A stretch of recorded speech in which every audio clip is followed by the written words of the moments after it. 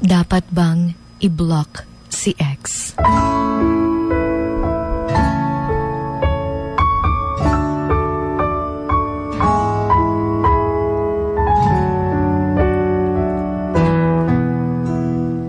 Ang pag-block, unfriend, o unfollow sa isang tao ay hindi nangangahulugang you are immature, natalunan ka, na hindi ka pa naka-move on, na hinahabol mo pa siya.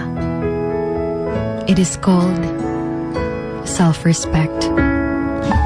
Sometimes, kailangan nating gawin yung mga bagay na yun for our inner peace. For us to grow as well, we need to cut connections with them, lalo na't alam nating hindi na healthy. Dahil the more na makikita mo sila, the more kang masasaktan. Especially if nasa healing stage ka pa lang. Iba-iba tayo ng ways of moving on. And if nakikita mong blocking them or even removing them from your life would be the best way, then do it. May iba naman na after how many months of blocking their ex, ay ina-unblock nila dahil naka-move on na sila. Then that's still fine as long as you're totally fine as well. Hindi yung i-unblock mo dahil kailangan mo siya o dahil gusto mo pang makipagbalikan sa kanya.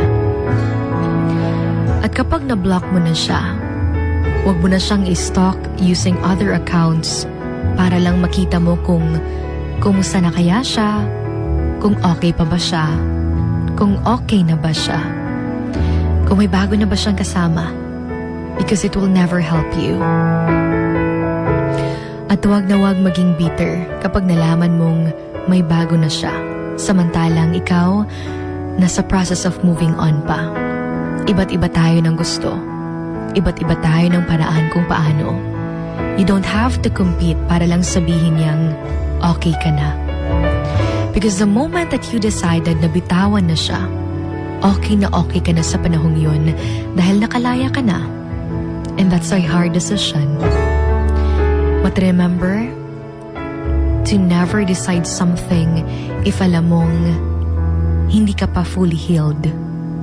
Dahil may iba na akala nila na okay na sila dahil hindi na nila naiisip yung ex nila, kaya they decided na i-unblock ito. Pero pagkakita nila sa updates nito sa social media na may kasama ng bago, bigla silang nasaktan lalo. Yung nakikita mong sobrang saya nila, tas biglang bumalik lahat ng sakit na nararamdaman mo. And remember na hindi mo kailangang magmahal ng iba para lang makalimutan siya. Dahil tanging siya lang pa rin yung maiisip mo habang may bago ka pang kasama.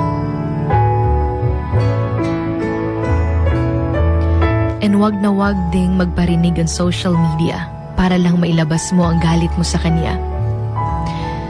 The attempt to escape from pain is what creates more pain. Remember to turn your wounds into wisdom. Moving on doesn't mean forgetting.